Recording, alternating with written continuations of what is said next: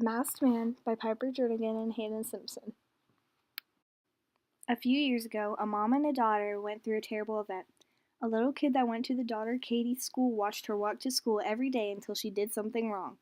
One day, the mom Karen got a phone call from the principal that the daughter got in a fight with a boy named Michael Myers. Michael didn't hit back because he knew he would get in trouble. Michael secretly wanted revenge on her in some way. On Halloween night, Katie went trick-or-treating with her friends.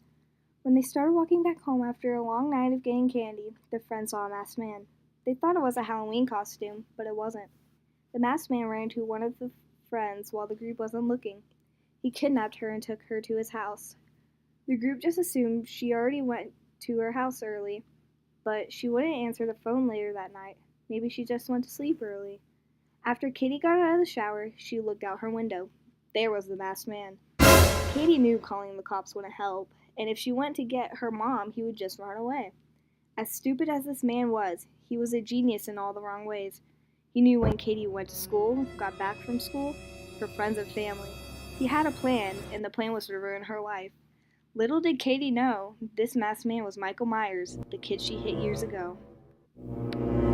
Slowly but surely, he started to ruin her life, following her to school every day, making her so nervous.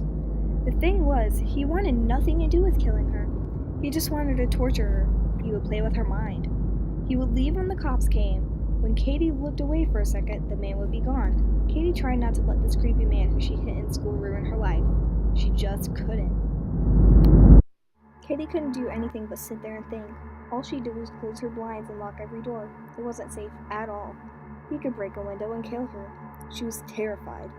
Michael Myers came to her house every other night with a knife, the other night being when he goes to the old woman's house. The old woman wasn't aware that he was still watching her. You might be wondering, why would he be watching an innocent old woman? He watches her because he needed something to do while he wasn't watching Katie. She realized his routine.